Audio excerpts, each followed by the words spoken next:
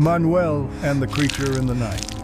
I've never shared this story except with those I completely trust. What happened to my family that summer in the remote highlands of Jalisco left me unable to look at a child with white eyes without shuddering. Some nights I still wake up in cold sweats remembering those eyes, those hollow white eyes without pupils, and the way that thing smiled. My name is Manuel Vega. My wife Lucia and I had purchased a small ranch nestled between steep hills in Sierra de Jalisco, miles from the nearest neighbor and hours from any proper town. It wasn't much a modest house with stone walls and a corrugated tin roof, a barn for the cattle, a chicken coop, and a small vegetable garden, but it was ours, the culmination of years of saving and dreaming. We moved there just after Lucia discovered she was pregnant. 9 months later, our son Antonio was born during a terrible storm that flooded the only road to town.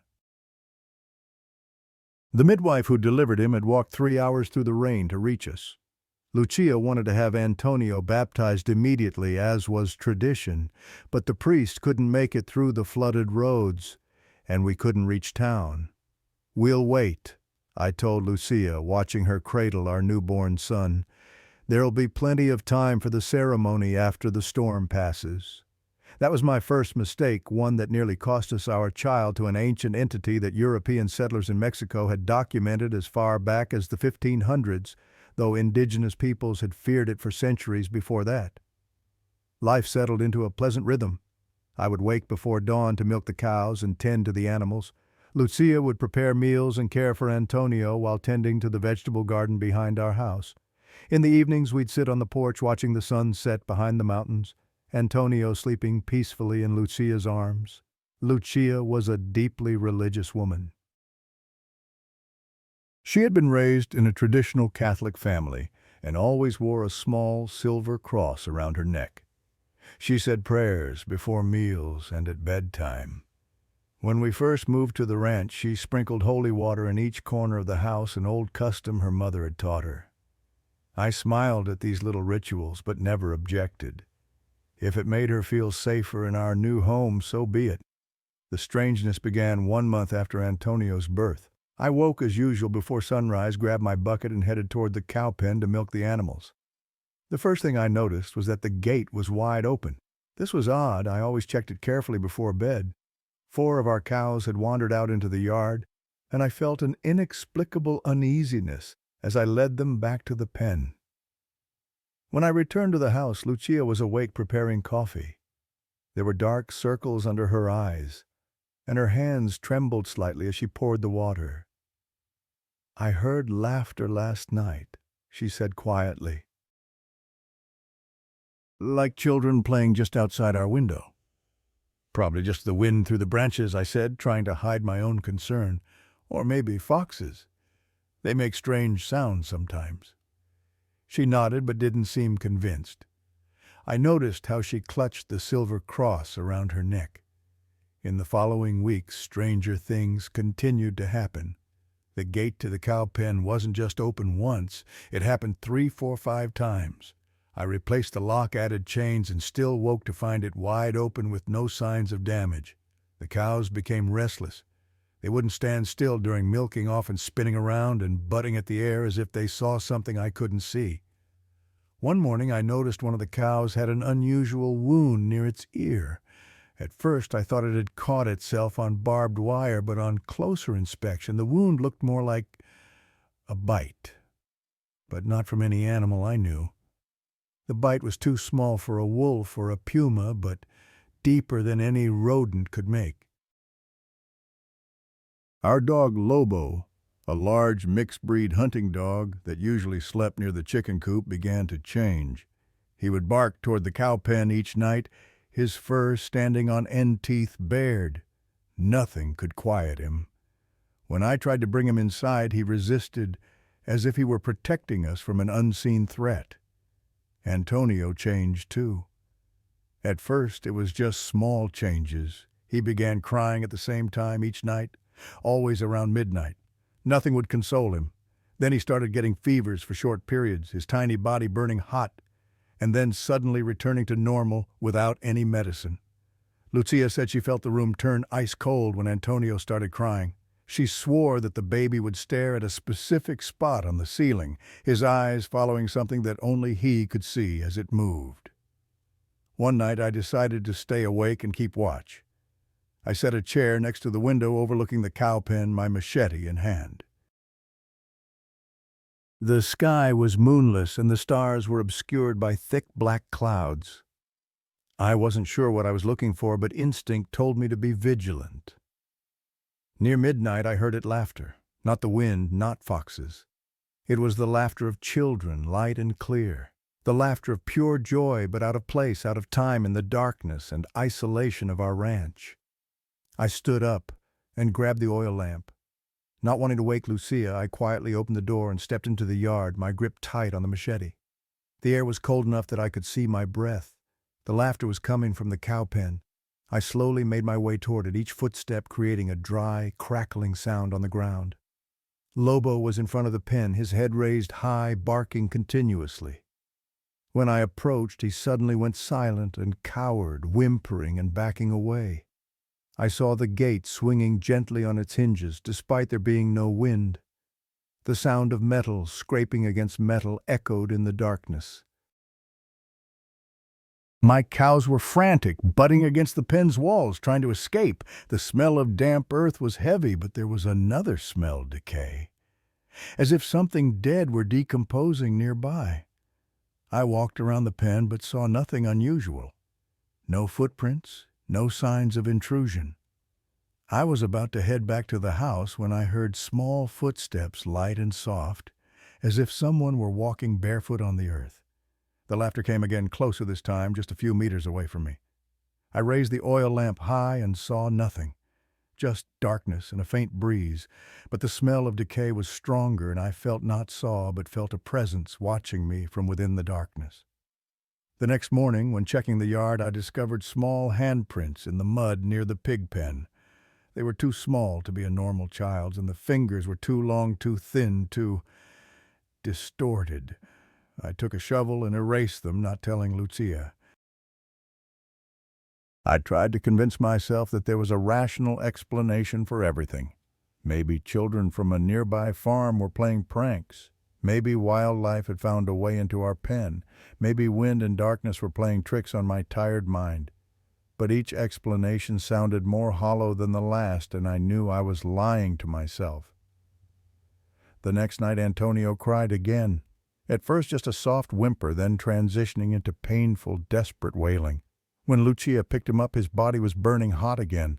This time she screamed for me. When I ran into the room, she was clutching the baby to her chest. Antonio's tiny body was rigid, his eyes wide open, and on his smooth, dark skin, red marks began to appear, bruises in the shape of fingerprints. "It's hurting our baby," Lucia sobbed. "It's trying to take our child." "What is?" I asked, though part of me already knew the answer. "El que come niños," she whispered, holding our son tighter.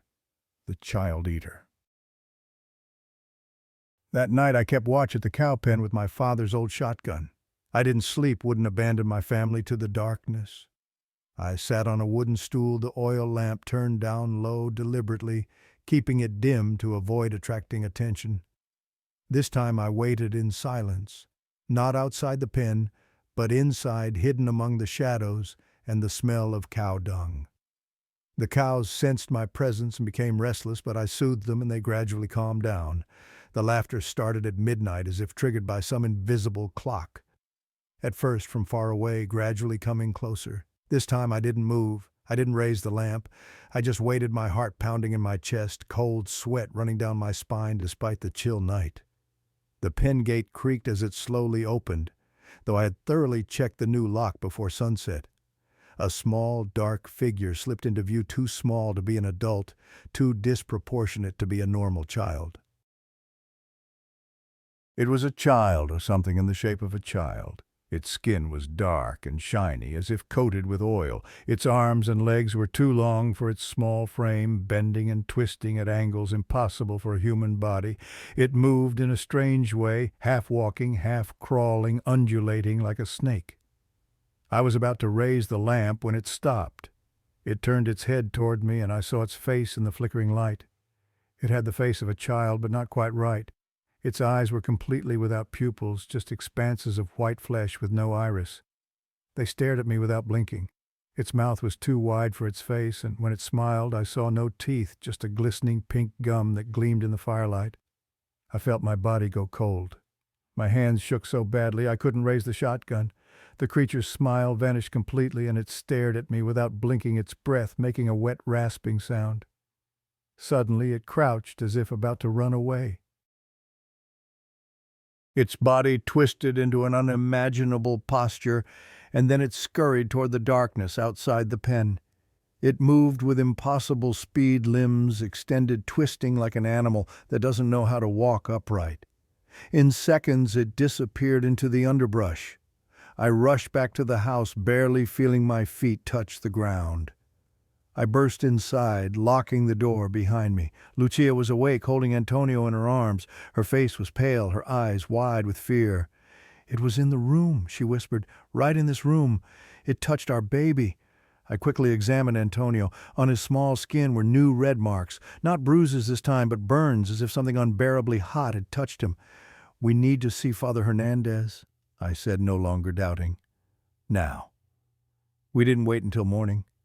I hitched our old horse to the cart, placed Lucia and Antonio in the seat, and we set off under the pitch-black sky. Every sound from the forest made me jump. Every shadow seemed to hide those pupilless white eyes watching us. We reached town as the first rays of sunlight appeared over the mountains. The small church with its white stucco walls and red-tiled roof looked like a beacon of peace. Father Hernandez, a short, stout man with silver hair and a kind face, listened to our story without interruption. When I finished, he looked at us with serious eyes and asked only one question: "Has your son been baptized?" My heart sank. With all the chaos, the flooding, and the daily work at the ranch, we still hadn't brought Antonio to the church. Lucia began to cry as I shook my head. "This is what we must do immediately," Father Hernandez said, rising to his feet. "There are entities that roam our fields seeking vulnerable souls, souls not protected. They seek innocence, purity, not yet marked by holy water, and sometimes they find a fresh soul." He didn't need to finish. I understood. Father Hernandez prepared the holy water while we found 2 townspeople to serve as witnesses. We didn't want a grand ceremony, just wanted our child to be safe. The baptism took place that same afternoon in the small chapel, sunlight streaming through the colored glass. When the priest sprinkled water on Antonio's forehead, the baby didn't cry. He opened his eyes and looked at us in silence, as if understanding something beyond our comprehension. The holy water dripped down his cheeks, and I saw, or thought I saw, a thin wisp of smoke rising from where the water touched his skin. Father Hernandez gave us a bottle of holy water and a handful of blessed salt. He instructed us to sprinkle the holy water around the ranch, the cow pen, and especially Antonio's room in the main entrance. He also taught us a prayer to repeat each night for a week. Lucia memorized it before we left the church. When we returned to the ranch, the sun was high. In the daylight, the fears of the previous night seemed distant, almost absurd. But the burns on Antonio's small skin were real, and the memory of that creature, of its pupilless white eyes and toothless smile, was etched in my mind. We followed Father Hernandez's instructions. I sprinkled holy water throughout the house while Lucia whispered prayers. I paid special attention to Antonio's room, sprinkling water in each corner and on his small bed. Then I went out to the cow pen, sprinkled water on the gate, on the walls of the pen, and around the area where I had seen the creature. That night, Antonio slept peacefully for the first time in weeks. No fever, no crying. Lucia prayed silently until she fell asleep, her face looking more serene, as if she finally found rest. I didn't sleep, still vigilant, but there was no laughter, no small footsteps, no smell of decay. Days passed, then weeks. Life gradually returned to normal. The gate to the cow pen remained closed each morning. The cows were no longer anxious. Antonio thrived now, smiling when he saw me and reaching out with his small arms to be picked up. I began to convince myself that it was over, that whatever had threatened our family had been defeated by holy water prayers and baptism. I began to sleep more deeply, check the pen gate, less often jump less at every sound in the night. But one night when Lucia was sound asleep with Antonio in her arms, I heard a sound. It was a low growl, like a rumble coming from far away. I lay still, trying to identify it. It wasn't the sound of cattle, nor of any animal in the pen. It was deeper, denser, as if it came from beneath the ground. I got up, careful not to wake Lucia. With the shotgun beside the door, I slipped outside. The sky was full of stars, but the moon had set, making the darkness thicker under the pine trees. A strange smell hung in the air, burning wood, as if a smoldering fire were somewhere nearby. The growl came again, closer this time. It came from the area of the cow pen. I slowly made my way toward the sound, cautious with each step. The cows were still asleep undisturbed, but Lobo stood alert, his fur bristling, a low growl in his throat. When I reached the gate, the growl suddenly stopped. A complete silence fell over the ranch. No insects, no wind, nothing. Just an absolute stillness, as if the entire world were holding its breath. I waited, shotgun in hand, my heart pounding, but nothing happened. Whatever had been there had retreated. A few days later, Lucia's uncle came to visit us. He was an old man who had lived in these hills all his life and knew every story and legend of the region. Lucia told him some of what we had experienced months before, though I was reluctant to speak of it. The old man listened attentively, then spoke softly. "In these hills from very long ago, stories were told," he said. "They spoke of La Bruja de los Niños, the child witch. They said she seeks the souls of unbaptized children. Sometimes she appears as a creature or as a child to deceive the parents. He warned us never to go out after midnight, never to leave lamps lit because the light attracts them, and we heeded his advice.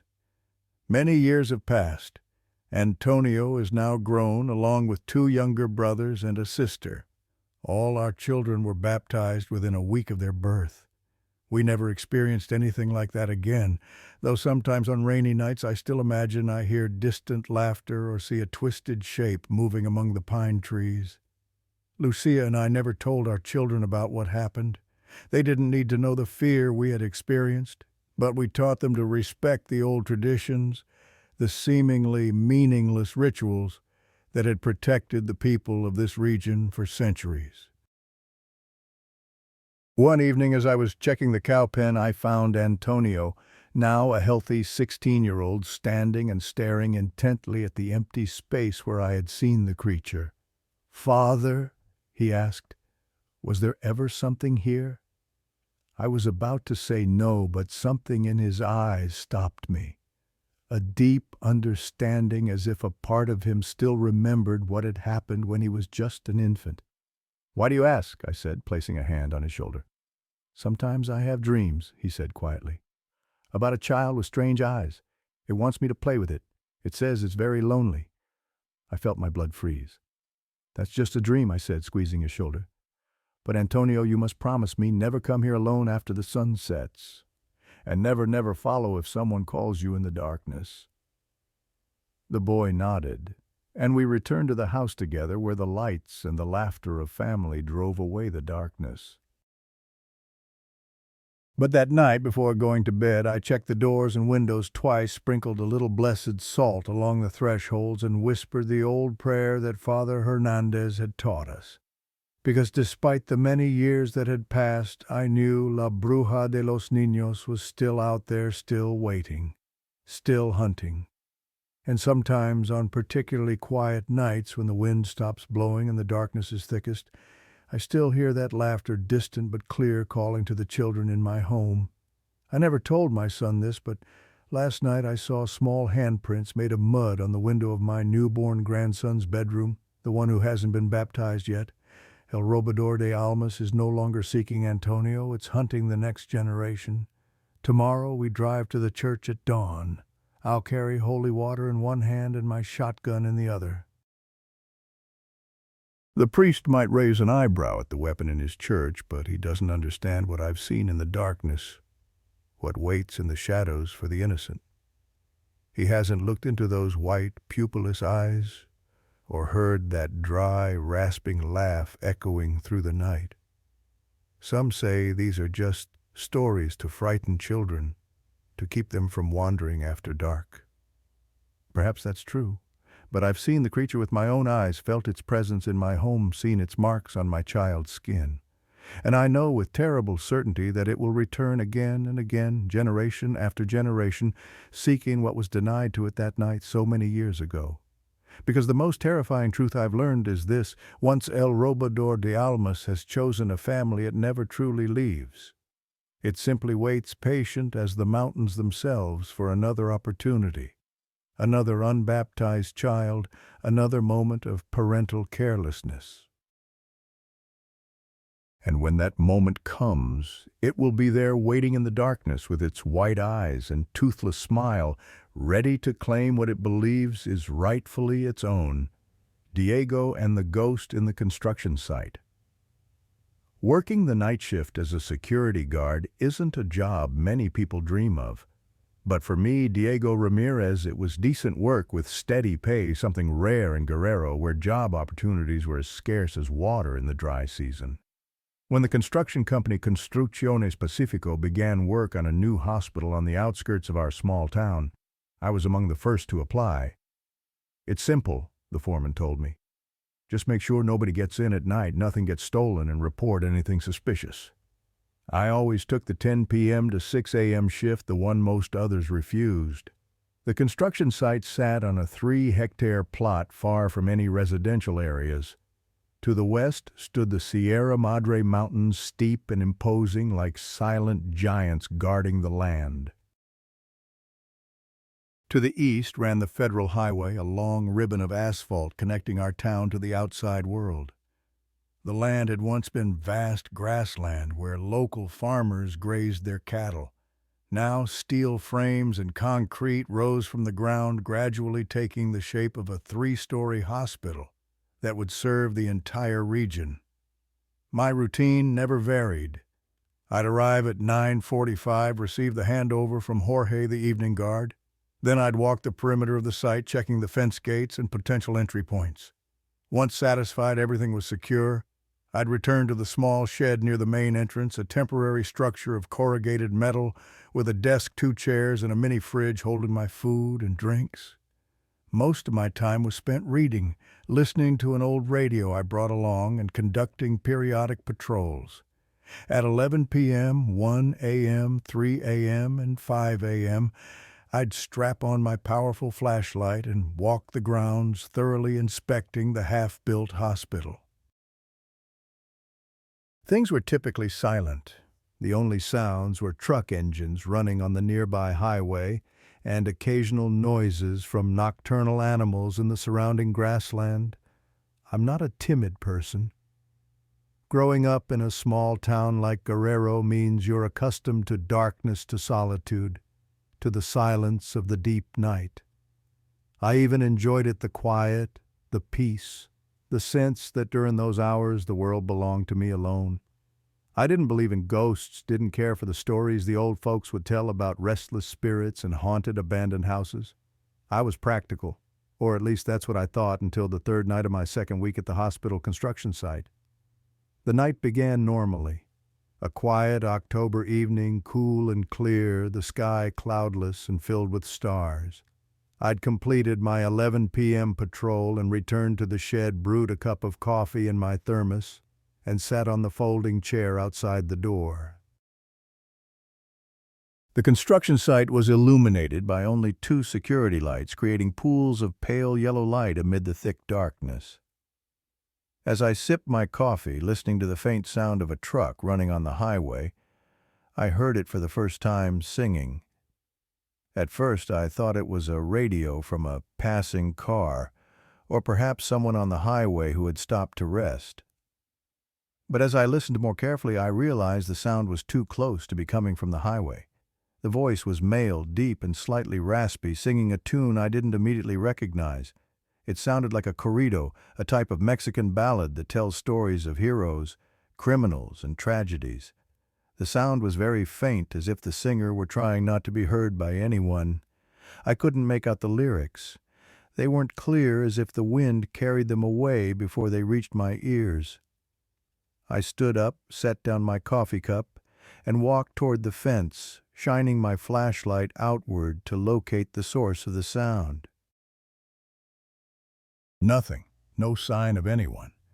Yet the soft singing continued the mournful melody, but no singer. The strange thing was that the sound seemed to be coming from inside the construction site, not from outside. It seemed to be emanating from the half-built building itself. I returned to the shed, grabbed my baton and stronger flashlight, then ventured in to conduct a more thorough check than scheduled. I passed through the temporary door into the main building where the corridors and patient rooms would be. The singing seemed to be coming from somewhere ahead. I moved slowly, stepping carefully on the rough concrete floor full of dust and construction debris. My flashlight beam created strange shadows as it danced across the half-built walls and protruding steel columns.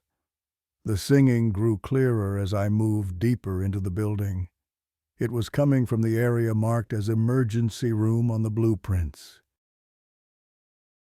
I walked down a long corridor, only frames and half walls, until I reached a large room where the singing seemed to originate. I shone my flashlight into the room, sweeping across the corners and along the rough walls. Nothing. Just an empty space with dust and plaster. The singing had stopped. A chill unrelated to the weather ran down my spine. I knew I had heard someone as clearly as I was standing there. There was no other explanation. Someone had been here in this building singing a sad corrido, and now they had vanished. Rationality told me it had to be a construction worker playing a prank. Perhaps one of the bricklayers had hidden himself in the darkness, sung, then slipped away when I approached. I would ask the foreman in the morning. Surely there must be a logical explanation. But for the rest of that night I felt uneasy, as if I were no longer alone. I conducted my 1 a.m. and 3 a.m. patrols with heightened caution, but heard no more singing. Yet I couldn't shake the feeling that I was being watched, that someone or something was observing me from the darkness. The next night I came to work more cautious than usual. I had asked Emilio, the foreman, about anyone who might have stayed at the construction site the previous night. He looked at me strangely and assured me that no one was permitted to remain after 7 p.m. and that I should be the only one there at night. "Be careful," he said, half joking, half serious. "Sometimes these places have history." "What kind of history?" I asked. "This isn't the first time someone tried to build on this plot," he answered, not meeting my eyes. "There was another hospital started here about 10 years ago. It was never completed." "Why not?" he shrugged. "Who knows, money ran out, politics, bad luck, things happen." I knew there was something he wasn't saying, but I didn't press. Perhaps I didn't want to know. That night things got worse. I was sitting in the shed reading an old novel under the small light when I heard it again, the singing. This time it wasn't a distant sound that could easily be dismissed. It was clear and distinct, as if the singer were in the shed with me. I jumped up, my heart pounding. It wasn't a vague melody anymore. Now I could recognize it, an old corrido called El Hijo Desobediente, the disobedient son. The song tells the story of a young man who rejects his father and pays for it with a tragic death. My grandfather used to sing it when he drank mezcal. The sound was coming from inside the building again, but this time clearer, stronger, as if the singer were no longer trying to conceal his presence. I grabbed my flashlight and baton and cautiously entered the building. The singing was coming from a different area, the area that would become the morgue. That alone was enough to make the hair on my arms stand up. I slowly made my way to that section, my flashlight beam wavering before me. The song grew clearer as I approached, and I could make out the words, "Solo dejé yo a mi padre solo por andar en baile." I left my father alone just to go dancing. When I stepped into the morgue area, the singing abruptly stopped. I swept my flashlight across the room, and this time I saw a figure standing beside a column, tall and slender. I couldn't see the face, just the silhouette of a man. "Hey!" I called, my voice echoing in the empty room. "You're not supposed to be here. Show me your hands and slowly come out." No answer, only silence. I stepped forward, shining the light directly at the figure. There was no one there. The column stood alone, no human shadow, no sign anyone had just been standing there. I swept the room with my flashlight, my heart pounding in my chest. There was nowhere to hide, no exit except the door I had just come through. The person, if indeed there had been a person, had vanished, or had never been there. I returned to the shed, cold sweat running down my spine despite the cool evening. For the rest of the night I kept the radio playing continuously, the sound of ranchera music and poor quality advertisements, far better than the silence and what it might contain. The following day I sought out an older construction worker named Eduardo. He had worked in Guerrero his entire life, and if anyone knew anything about the history of the plot, it would be him. I caught him during lunch break sitting alone eating pork from a small container. "Do you know anything about the other hospital that was once started here?" I asked after greeting him. Eduardo looked at me carefully, then glanced around to make sure no one was listening. "Why do you ask?" "I heard something last night, a voice singing." Eduardo sighed, setting down his food. "So, you've met him?" "Met who?" "I don't know his name." Nobody does. But he was one of the construction workers for the previous project about 10 years ago. There was an accident.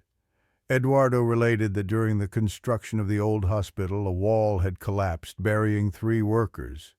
2 were rescued, but the third, a young man barely in his 20s, did not survive. "They found his body 2 days later," Eduardo said. "He was crushed. But the strange thing was, according to the stories, he was a disobedient son. He had cruelly abandoned his father, an old sick man who lived in a nearby village, never sent money home, never visited. The father died in poverty just a few months before the accident." I felt a chill run down my spine as I recalled the song El Hijo Desobediente, the disobedient son. "And now they're building on the same site," I said. "On the very ground where he died." Eduardo nodded. "Some people say his spirit is still here trapped. He's trying to find his father to make amends, but it's too late." I thanked Eduardo for the information and walked back to my car to go home and try to get some sleep before my next shift. But his story lingered in my mind, a trapped spirit seeking forgiveness. I had never really believed in ghosts, but I had heard that singing seen that shadow, and I had felt a sadness there's no other way to describe it. A deep, endless sorrow that permeated the atmosphere of the construction site at night. That night I came to work with a different mindset. No longer fear, at least not as much. Instead, a strange curiosity, a feeling of sympathy. The disobedient son trapped between the worlds of the living and the dead, regretting too late. I conducted my first patrol as usual, checking the fence and gates. Everything was quiet. This time, instead of returning to the shed, I decided to go deeper into the structure. I walked to the area where I had heard the singing before the morgue area. The room was dark and empty, dust floating in my flashlight beam. I sat down on a block of concrete, turned off my flashlight, and waited. It wasn't long before I heard it beginning as a whisper, then clearer. The sad corrido, but this time the voice sounded closer, more distinct than ever. "Solo dejé yo a mi padre solo por andar en baile." I sat still listening. The song continued for a few minutes, then faded. I turned on my flashlight and looked around. Nothing. But as I prepared to leave, a strange sensation passed through my body, as if I had walked through a stream of cold water. The air turned suddenly cold, and the smell of construction dust was replaced by another scent, metal and sweat. Then I saw him. Not just a shadow this time, but a clear figure of a man. He stood a few meters from me, a young man wearing a dirty plaid shirt and torn jeans. The shirt had dark stains on it, dried blood, I realized with a chill. He had the dark skin of an outdoor laborer, the rough hands of a construction worker, and his eyes contained pain and regret so deep that it made it hard to breathe. "Who are you?" I asked, my voice echoing strangely in the empty room. The man didn't answer, just looked at me with those haunting eyes. Then he turned his back, looking toward what would one day be the western wall of the morgue, where I realized the wall had collapsed and buried him 10 years ago. He wore dirty clothes, was barefoot, and there was something odd about the way he stood, as if he wasn't really touching the floor, or as if he were enduring enormous pain. I stood up, took a step forward, and asked again, "Who are you? Can I help?" The man kept his back to me, but his shoulders began to shake. A soft sound escaped him. At first I didn't recognize what it was. Then it became clear he was crying, not the crying of an ordinary man. This was heartbroken, utterly shattered sobbing, the sound of absolute regret and unending pain. His cry echoed in the room, growing in volume and intensity, until it was almost unbearable. It filled the space, bouncing off the walls and coming back. I had to cover my ears, but it continued, seeping into my very bones.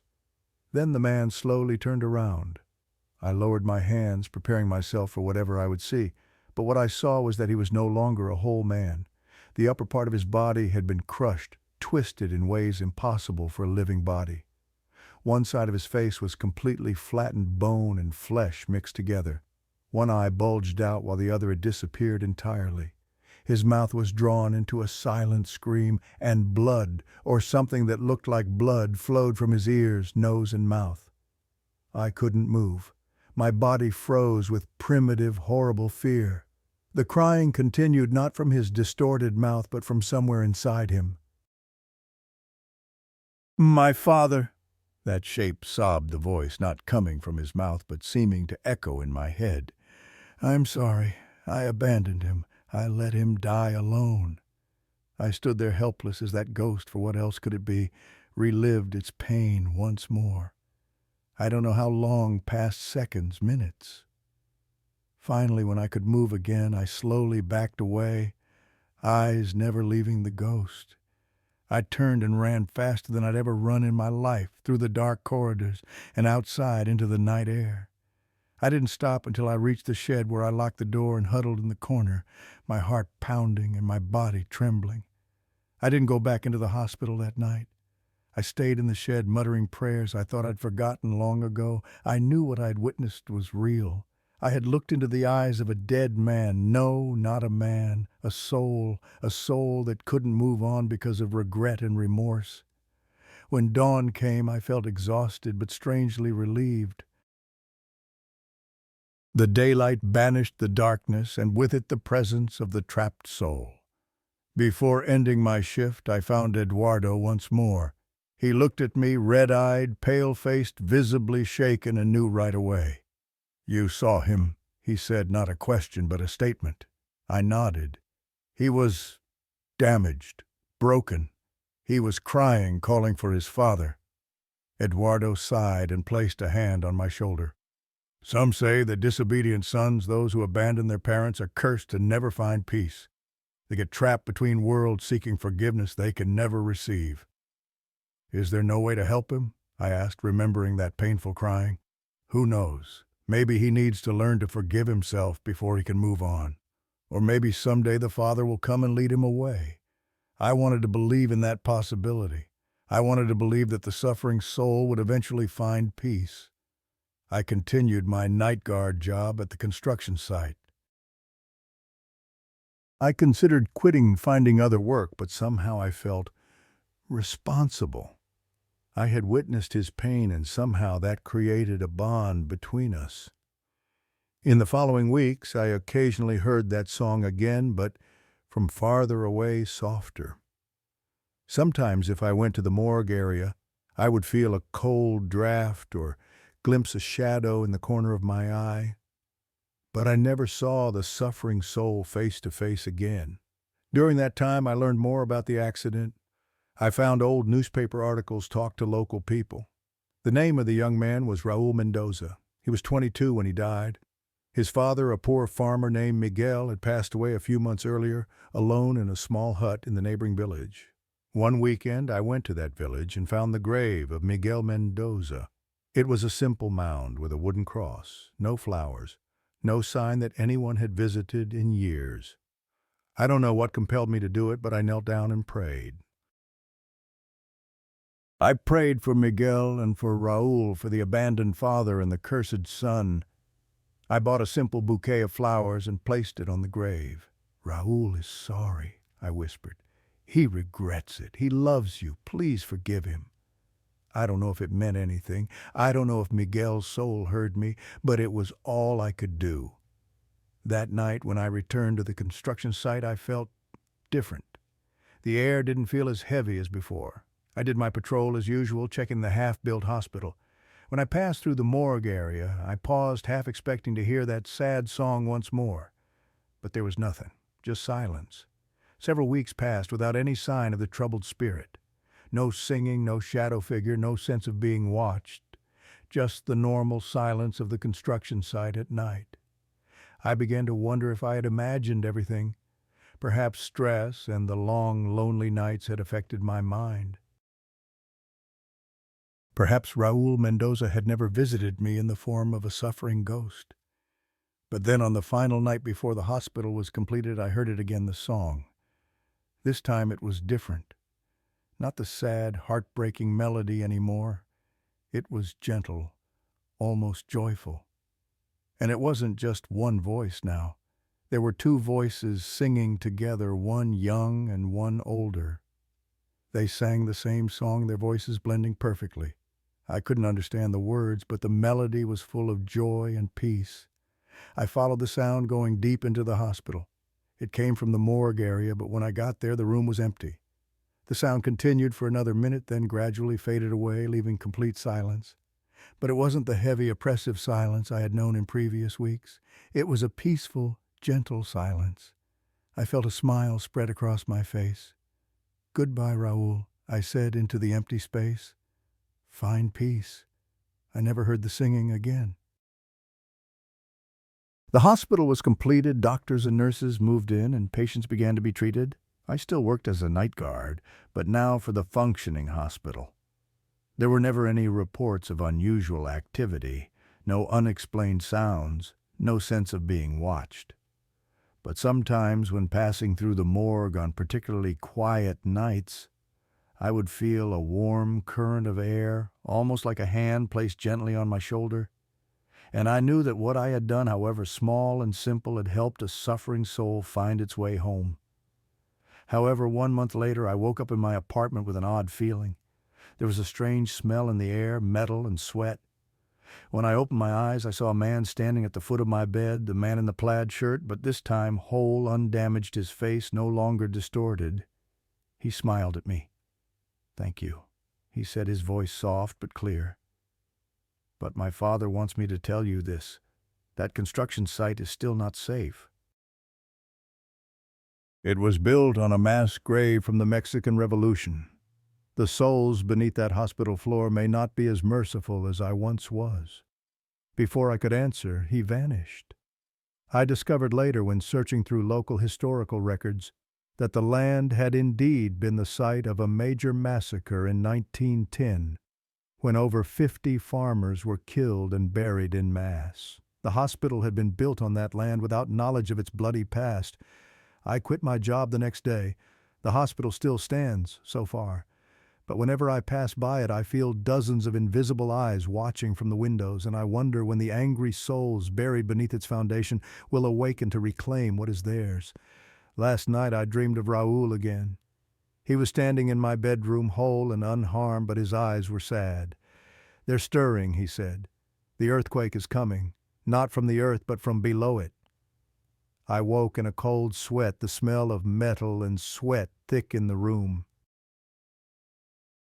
This morning I read in the newspaper that small tremors have been detected near the hospital.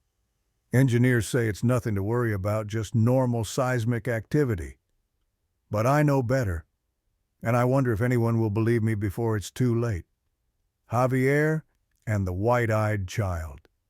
From my earliest memories, I always felt that my family's life had something strange about it, something not quite like other families. My name is Javier Morales. I grew up in an affluent suburb of Mexico City in a spacious house with 4 bedrooms, a swimming pool, and a garden meticulously maintained by our private gardener. My father, Gabriel, always wore expensive suits, drove luxury cars, and owned more phones than anyone I'd ever known. 3 phones. One he always carried, one he only used at home, and one he exclusively used when calling a man he referred to as El Patron, the boss. My mother, Elena, a beautiful woman with long black hair and eyes always filled with worry, never asked my father what he did for a living.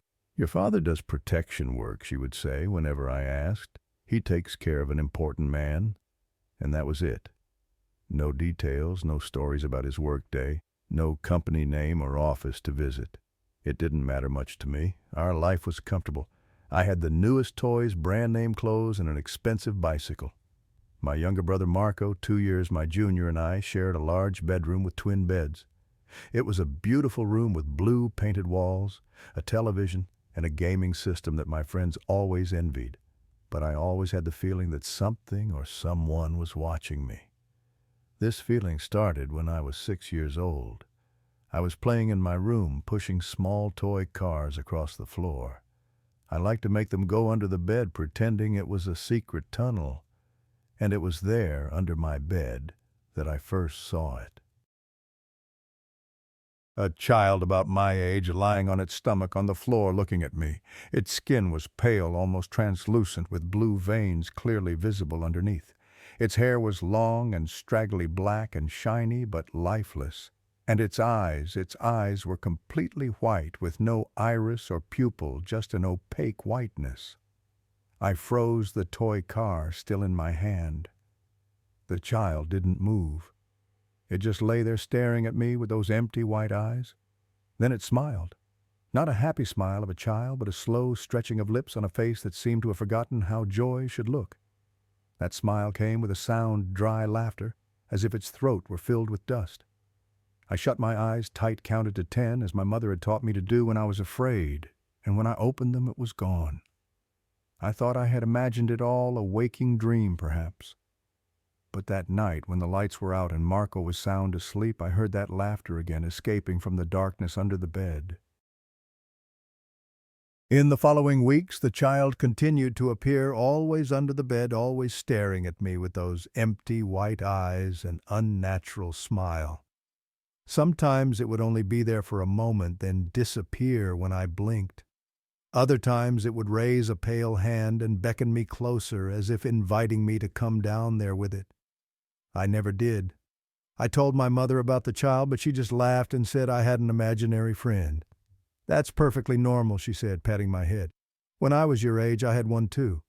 But I knew this wasn't an imaginary friend. I hadn't created this child. It had created itself. I learned to live with its presence. I avoided looking under the bed, and I stopped playing with toys on the floor. I knew it was still there waiting, but as long as I didn't look, I could pretend everything was normal. But sometimes at night I would hear sounds, soft giggles, rustling, gentle tapping from beneath the bed. And sometimes I would feel as if something was touching my feet, gently pulling at the blanket. When I was 8, my father announced we would be moving to a new house. "Business is going well," he said, pouring himself a whiskey. "We need more space, a better area." I was happy. A new house meant a new bedroom. Perhaps the white-eyed child would stay in this place, unable to follow us to the new home. I was wrong. The new house was twice the size of the old one. It sat in a gated community with guards and a security entrance. Each child had their own room, and mine, with windows overlooking the pool and garden, seemed like a child's paradise. The first night I went to bed with fresh hope, a new beginning, no white-eyed child. But as moonlight streamed through the window, I heard a familiar sound, that dry laughter escaping from the darkness beneath my new bed. My heart sank. It had followed us. I pulled the covers over my head and tried to ignore it. But the sound continued, louder now, as if it wanted me to know it had returned. Finally, with a courage I didn't know I possessed, I peeked out from under the covers and looked down. It was there just as before. But this time it wasn't lying still. It was moving, crawling out from under the bed, dragging its skinny body across the floor with its pale, thin arms. It was crawling toward my bed. I jumped off the bed, ran out of the room and into Marco's. I didn't explain why. I just said I missed sharing a room and wanted to sleep on the floor. Marco, still half asleep, grunted and rolled over. I put a mattress on the floor and tried to sleep, but I couldn't help glancing under Marco's bed. Nothing was there. Just darkness and a few old socks. I sighed with relief. But as I finally began to drift into sleep, I felt a presence nearby. I opened my eyes and drew in a frightened breath. The white-eyed child was lying on the floor opposite me, just a few feet away, staring at me. Marco snored softly on the bed, completely unaware. This time I could see it more clearly than ever. It wore a white shirt and shorts, as if dressed for a school day. But the clothes seemed old, the style from a different era, and on the chest of the shirt was a dark stain spreading like a blooming flower. I tried to scream, but no sound came out. My body froze in absolute terror. The child kept staring, its white eyes reflecting the moonlight, and began to crawl toward me inch by inch like a snake. Somehow I found the strength to move. I jumped up, ran out of the room again and into my parents' bedroom. I didn't care if they were angry. I couldn't be alone with that thing. My father wasn't home, not unusual, as his work often kept him overnight. My mother was reading in bed and looked up in surprise when I burst in. "Javi, what's wrong?" she asked, putting down her book. "It's here," I cried. "It followed us to the new house." "Who?" Mother asked, pulling me into her arms. "The child under the bed, the child with the white eyes." Mother sighed and stroked my hair. "Javier, it's just a nightmare. There is no child." "No," I said, tears streaming down my cheeks. "It's real. It laughs. It crawled toward me. I saw it." Mother looked at me for a long moment, then nodded. "You can sleep here tonight," she said. "Tomorrow, things will be better." I climbed into bed beside my mother, feeling temporarily safe under her protective arm. But even as I drifted off, I couldn't forget the face of that child or the way it had crawled toward me inch by inch. As we grew older, the appearances of the white-eyed child became irregular but also stranger. Sometimes I wouldn't see it for weeks, to the point where I began to convince myself that it had all been a child's vivid imagination. But then when I least expected it, it would return in the darkness under my desk, hidden in a shadowy corner of the bathroom, or watching me from the end of the long hallway in our house. And it had changed. When I was 10, I noticed that its face was beginning to look different. Dark stains appeared under its eyes, and something black like oil or blood sometimes dripped from its nose and mouth. Its body seemed even thinner, its arms and legs too long for its small frame, as if they had been stretched. Worse, it could now speak. Not often and not much, but sometimes in the night I would hear its small voice emanating from the corner of the room, a dry whisper, like old pages rubbing against each other. "Javi," it would say, "play with me." I learned to sleep with a nightlight despite my father's mockery of me as a coward. I learned to fill the night with sound, a small radio, a fan, anything to drown out its whispers. But it wasn't just the white-eyed child. There were other strange things in the house. Sometimes I would hear my father's voice calling me from downstairs or from the living room. He would call my name with urgency, as if something important had happened. I would run down only to find the house empty, or my mother saying that my father was still at work, not even home yet. The third time this happened, I told my mother about it. She looked concerned, but said that sometimes our ears can play tricks on us. It could just be a sound misinterpreted as my father's voice. But I knew what I had heard. It was my father, his voice exact with the angry intensity he often reserved for me when I'd done something wrong.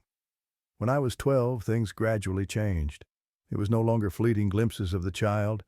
They became actual confrontations. One afternoon, as I was doing homework at my desk, I felt as if someone were watching me. I looked up and saw the child, but not from under the bed or from a dark corner. It was right there under the desk, crouching with its knees near its chin, looking up at me. black liquid dripped from its mouth onto the floor, forming a small puddle. I screamed and pushed my chair back, but it didn't disappear as it usually did. Instead, it slowly stood up, its white eyes never leaving me, and began to crawl out from under the desk, heading toward me on all fours. I ran out of the room, slammed the door shut, and didn't return until my mother came home hours later. When we finally went into the room together, there was no sign of the white-eyed child, no black liquid on the floor, no sign of anything unusual. But I knew what I had seen, and I knew it was getting stronger, bolder. It was no longer just lurking in dark corners. It was coming for me. Experiences like these continued throughout my teenage years. A particularly horrifying moment was when I was 15 and woke up at midnight to find it standing beside my bed, dripping black liquid onto the floor. It wasn't just a vague, dark shape anymore. I could see it clearly, the white eyes, the pale skin turning grayish, the mouth open, and leaking something that looked like oil mixed with blood. Worse still, sometimes I felt it touch me, a light brush against my arm, a cold finger sliding down my spine, or most terrifyingly, the feeling of someone gripping my ankle in the night and pulling. I couldn't tell anyone. Marco would mock me. My father would be furious at me for acting like a child. And my mother would worry, but ultimately dismiss it as imagination or nightmares. So I endured alone, trying to live a normal life on the outside while living in fear at home. I began to avoid being at home as much as possible, spending time after school at friends' houses or staying at the library until it closed. But eventually, I always had to go home, and the white-eyed child was always there waiting. One summer morning when I was 16, everything changed abruptly. I was awakened by the sound of my mother slamming doors and the hurried click of high heels down the hallway. I looked at the clock, 5:30 a.m., too early for her to be leaving for work. I snuck out of my room and found her hurriedly packing clothes into a suitcase, tears streaming down her face. "Mom," I said, confused, "what's going on?" She started at the sound of me, then quickly wiped away her tears. "Wake, Marco," she said, her voice firm yet trembling. "Both of you pack a few clothes and anything important. We have to leave now." "Leave for where?" I asked, but she just shook her head. "Do as I say. Hurry." I had never seen my mother like this, panicked, frightened, desperate. I did as she said, waking Marco and helping him pack. Within 20 minutes we were in the car, my mother driving at an alarming speed away from our suburb, constantly checking the rear-view mirror. "Where's Dad?" Marco asked from the back seat. "Dad will come later," my mother said, but I knew she was lying. There was a tone in her voice I'd never heard before, a deep fear she couldn't hide. We drove all day, only stopping for gas and bathroom breaks. My mother didn't eat, just drank coffee to stay alert. Her eyes were red and puffy, and sometimes I caught her wiping away tears when she thought we weren't looking. By late afternoon, we reached a small town in the mountains where my grandparents lived in an old farmhouse. It had been years since we had visited them, and I barely remembered them. But they welcomed us with open arms, asking no questions about our sudden arrival. The farmhouse was very different from our luxurious home in Mexico City. It was small and simple, with stone walls and a tiled roof surrounded by cornfields and a small vegetable garden. A long dirt road led to the main road, and in the distance stood steep mountains. The first night, Marco and I shared a small bedroom under the roof. I slept poorly, worrying about my father and about the reason we had fled. I couldn't help but recall my father's mysterious job, the way he always had cash, and the calls he made to El Patron. I wasn't naive. I knew something was wrong with my father's work, but I had never imagined it could be dangerous enough that we would have to run away in the middle of the night. On the other hand, I felt relieved. For the first time in many years, I didn't feel the presence of the white-eyed child. I had half expected it to appear under the old bed in our new bedroom, but that night passed with nothing unusual. No whispers, no dry laughter, no feeling of being watched. Perhaps I thought I had left it behind with our house. Perhaps it was bound to that place, not to me. The thought gave me the first hope I'd had since I first looked into those empty white eyes under my bed. But on our third day at the grandparents' house, I realized that the nightmare wasn't over. I was walking through the garden helping my grandfather pick vegetables for dinner when I felt a familiar chill. I looked up and toward the small woods at the edge of my grandparents' property. And there between the tree trunks was a small, pale figure. The wide-eyed child had followed me. It didn't move or try to approach. It just stood there watching me from a distance, its white eyes reflecting the afternoon sunlight. Even at that distance, I could see black liquid dripping down its chin. "Javier," my grandfather called, startling me. "What's wrong, boy?" I pointed toward the woods, but when I looked back, the child was gone. Only the trees and shadows remained. "Nothing," I said, my voice shaking. "I thought I saw a squirrel." My grandfather looked at me strangely, but said nothing more. We continued working, but I couldn't help feeling like someone was watching from the forest, cold, dead eyes fixed on my back. At my grandparents' house, I began to notice a pattern. The white-eyed child didn't appear inside the house as it had done in our home. Instead, it was always outside among the trees in the forest, hiding behind a fence or standing at the edge of the yard. And it seemed angrier, more determined. One afternoon, as I was feeding the chickens, I felt something hit my leg. I looked down and saw a small pebble. Another one flew by, striking my shoulder. I looked up and saw it standing at the edge of the yard between two pine trees. It held a handful of stones in its hand, and it was throwing them at me one by one. But what frightened me most wasn't the stones. It was how it looked. No longer a normal child with pale skin and white eyes. It had changed. Its skin had turned gray with black veins running underneath as if the black liquid inside was spreading. One eye bulged out while the other was just a deep hole in its head. Its mouth was cracked and bleeding, and the black liquid wasn't just dripping anymore. It was flowing in streams, soaking its shirt and running down its arms. I ran, and when I looked back, it was following, no longer hiding itself. It was walking toward me at a steady pace, arms extended as if to grab me. I ran into the house, slammed the door shut, and no one believed me when I tried to explain what I had seen. My mother looked at me with concern in her eyes, my grandparents exchanged glances, and Marco just shook his head as if I'd lost my mind. "There's nobody out there, brother," he said after checking. "Just the chickens and trees." I knew they thought I was imagining things, or worse, that I might have mental problems. But I knew what I had seen. The white-eyed child had followed me from Mexico City, and it wasn't content with just appearing and disappearing anymore. It wanted to get closer. It wanted me.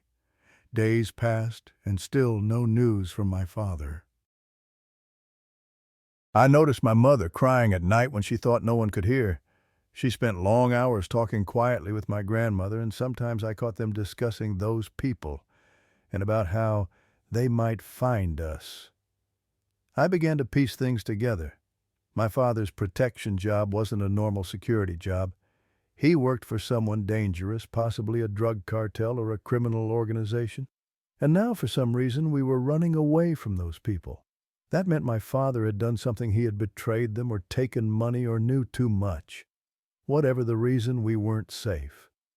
And the more I thought about it, I wondered if the white-eyed child was somehow connected to my father and his job. I began to recall everything, the child first appearing when I was 6, around the time my father started working for El Patron. The way I would sometimes hear my father's voice calling me when he wasn't home. The way the child grew stronger and more aggressive over time, proportional to my father's growing wealth and power. Was the white-eyed child some kind of punishment? A warning? A consequence for whatever my father had done? I had no answers. But I began to feel that the child and my family's fate were somehow bound together like threads in a complex web. But it all came to a head on our 10th day at my grandparents'. My mother received a call that morning, the first call since we had left Mexico City. I didn't hear the conversation, but when she returned to the kitchen, her face was white as a sheet and her hands were shaking so badly that she dropped the cup she was holding. "Your father is gone," she said, her voice empty, emotionless. "They found him. They found him in a garbage dump outside the city." Marco began crying, immediately loud, heartbroken sobs, but I felt numb. A part of me had been preparing for this news from the moment we hurriedly left our home that morning. There weren't many details. My father had been killed, and the way he had been killed was unspeakable. But one thing was clear: he had done something to anger the people he worked for, angered them enough that they didn't just kill him, but did it brutally as a message. After that news, we stayed with my grandparents. There was no reason to return to Mexico City. My mother found work at a local grocery store, and Marco and I started attending the village school nearby. And throughout all this, the white-eyed child disappeared. No sign of it for a month after the news of my father's death. No pale shape among the trees, no stones thrown at me, no feeling of being watched. I began to believe it was gone for good, that whatever had bound it to my family had been severed by my father's death. And for a time I began to recover, began to live like a normal child. But then one autumn afternoon, as I was walking home alone from school, I heard a familiar sound that sent chills down my spine, that dry laughter emanating from the bushes beside the dirt road. I stood still, my heart pounding, and slowly turned around. It was there, standing among the oak trees. But now it no longer looked like a child at all. Its body had completely transformed, twisted into the shape of something humanoid but not human. Its skin was now ash-gray with black patches like necrosis. Its eyes were no longer white. One eye was completely gone, leaving just an empty socket, and the other was red and inflamed, nearly hanging out of its socket. Its mouth was cracked and opened into an unnatural gash across its face, from which black liquid poured like a fountain. Worst of all were its arms, too long and thin to be possibly human, with elongated fingers and black claws. It extended one arm toward me only a few meters away from me and spoke in a voice that was no longer a soft whisper but a wet growl. "Father did bad things." I froze in place, hypnotized by horror. That creature, no longer resembling the wide-eyed child I had once known, knew about my father. It knew what he had done.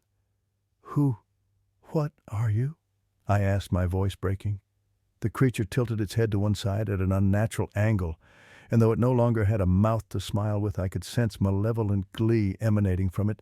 "I am Consequence," it whispered, and began to crawl toward me, its body twisting and contorting in ways impossible for a living creature.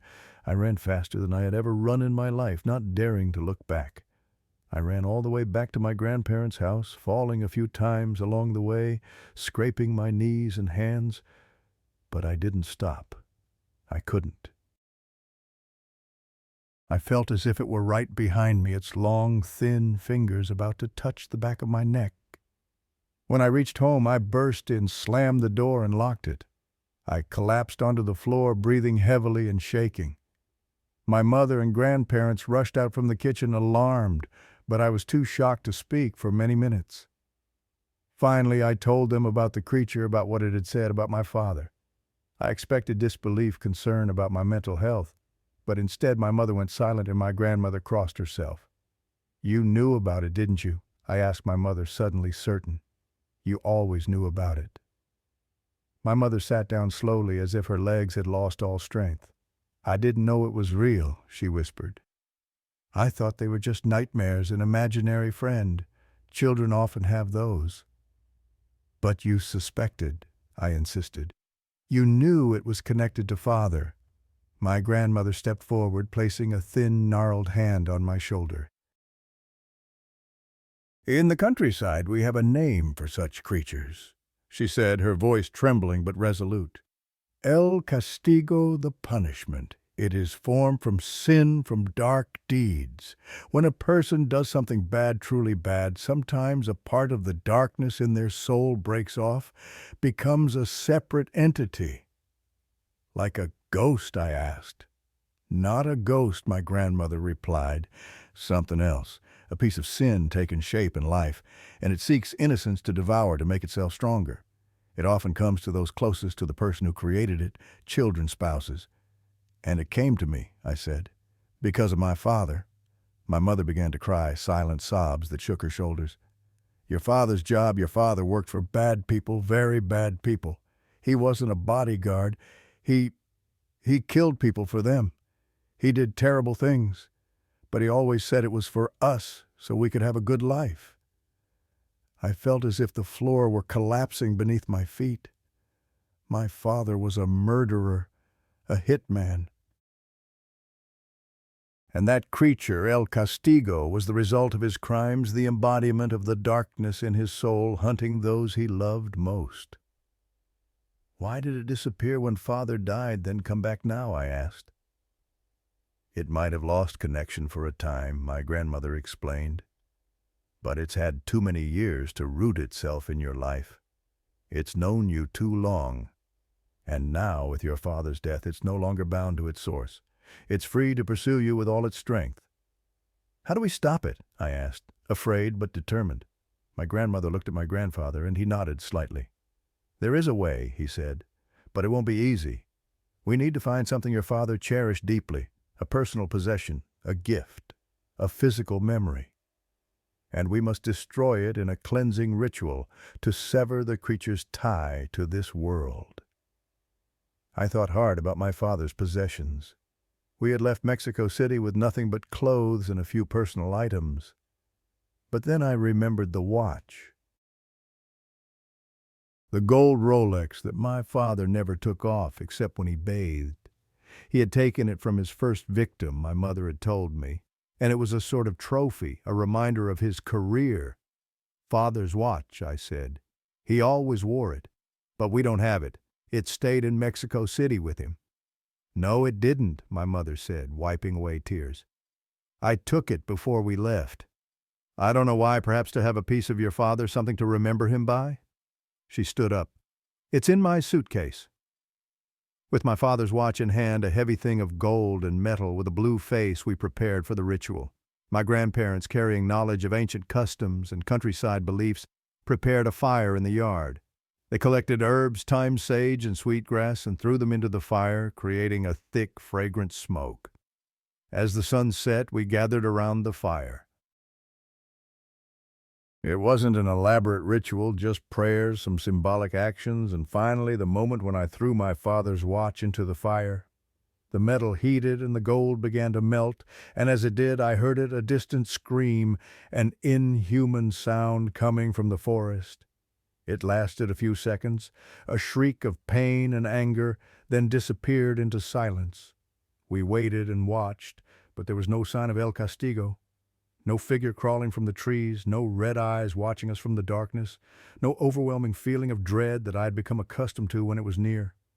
My grandparents assured us that the ritual had worked, that the bond had been broken, that the creature had been banished. And as days and weeks passed with no sign of it, I began to believe that they were right. It seemed at last I was free. Life continued in the small village. My mother worked at the store Marco and I studied, and a year passed then too, without any sign of the white-eyed child or the twisted creature it had become. I never forgot it entirely, but the fear faded. It became a ghost story that I would occasionally tell on dark nights, careful never to mention the name of El Castigo when the sun had set. When I was 21, now studying at a university in a nearby city, I had a normal life, a girlfriend, friends, and dreams for the future. Sometimes I was still haunted by the past, by my father's job, by the way he was killed by El Castigo, but mostly I had moved on. However, sometimes late at night when I stayed up studying, I would feel a familiar chill. And if I looked into the darkest corner of the room, I could almost see it, a shadow, a hint of a pale face, a glint of light reflected from white eyes. But it never appeared. It never pursued me again. The ritual had worked, and El Castigo was gone. Or that's what I wanted to believe. Because last night as I slept in my dorm room, I was awakened by a familiar sound, that dry laughter. And when I opened my eyes, I swear that just for a moment I saw it. Not the white-eyed child, not the twisted creature, but a man wearing an expensive suit with a gold Rolex on his wrist.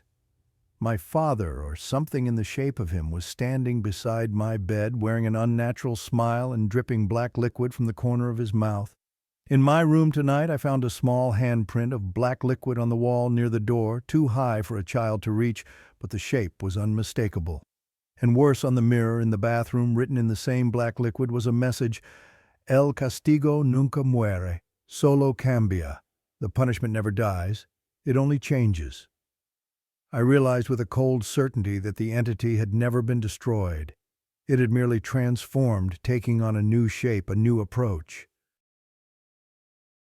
And as I sat staring at those words, another realization hit me. Perhaps it wasn't coming from my father's sins anymore. Perhaps it was coming from my own. For I had never told the police that I knew about my father's murders. I had kept that secret buried deep inside a growing darkness that in its own way was just as corrosive to the soul as my father's deeds had been. And now El Castigo had found new life, new purpose, feeding off my guilt and silence as it had once fed off my father's violence. I write this now as a warning, though I don't know who will read it. If you ever encounter a pale child with white eyes, or a twisted creature with black liquid flowing from its mouth, or even a loved one with an unnatural smile and eyes too empty to be human, run. Run and find someone who knows about El Castigo, about how to banish it. But know this, it may leave for a while, but it will return. It will always return, because the punishment is not something you can escape. It is something you must face again and again until you either succumb to it or find the courage to cleanse your soul of the darkness that feeds it. And I fear that I have neither the strength to defeat it nor the courage to face what I have kept hidden all these years. Last night I dreamed of my father. He was sitting at the foot of my bed, his suit clean and pressed, no sign of the horrific death that had claimed him. But his eyes were entirely black, and when he smiled, black liquid trickled between his perfect white teeth. "Son," he said, his voice both familiar and strange, "I've missed you, but don't worry, I'm back now, and this time I'll never leave you again."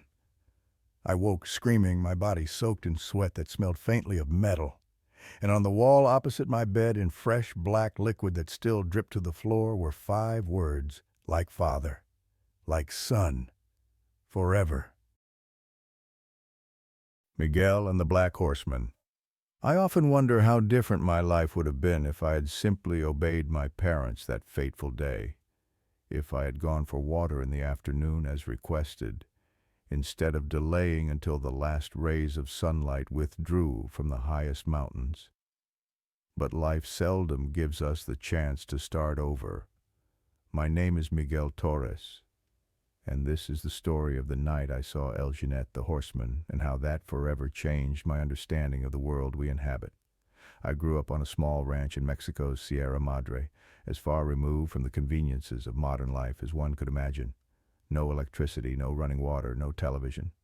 Our lives followed the rhythm of the sun and moon, of rainy and dry seasons, of sowing and harvest. My father, Rodrigo, was a hard-working and dedicated man who had inherited the ranch from his father, who had inherited it from his father. The land and the mountains surrounding it had belonged to the Torres family for 6 generations. I was the second son among 6 children, and the second eldest of 4 boys. My older brother, Emiliano, was 2 years my senior, and we had 2 younger brothers and 2 sisters. In those days, I was 10 years old, and Emiliano was 12. We shared the responsibilities our father assigned to us, mainly looking after the cattle, preparing the corrals, and making regular trips to the nearest river for water. The river was a clear stream flowing down from the mountains about 30 minutes' walk from our home. The path down was a narrow trail winding through scattered oak and pine trees. In daylight, it was a pleasant walk bird singing, sunlight filtering through the canopy, and occasionally, if we were lucky, we might spot a rabbit or small deer crossing the path. But at night, everything was different. The shadows grew deeper, the sounds stranger, and each step seemed to carry a potential threat. Our task was simple. Go down to the river, fill the Pichel's large water containers that were tied to the back of our old donkey, and return before dark. We had made this trip hundreds of times before. It was a regular part of our daily life, no more worth thinking about than brushing your teeth or getting dressed. That morning my mother Esperanza reminded us to get water before sunset. "Miguel Emiliano," she said while picking vegetables from the garden, "don't forget to get water for dinner. You know the container is getting low." We nodded and promised to do it after we finished our other chores. But then Emiliano found a large lizard near the chicken coop and we spent a whole hour trying to catch it, tracking it as it darted under rocks and into cracks in the storehouse wall. Afterward, we started playing football with a ball made of old cloth and rope, forgetting our task as we ran under the late afternoon sun. The sun was beginning to set when my father returned from the cornfield. He saw us playing and knew immediately that we had forgotten our task. "You haven't gone for water yet?" he asked, his voice heavy with disappointment.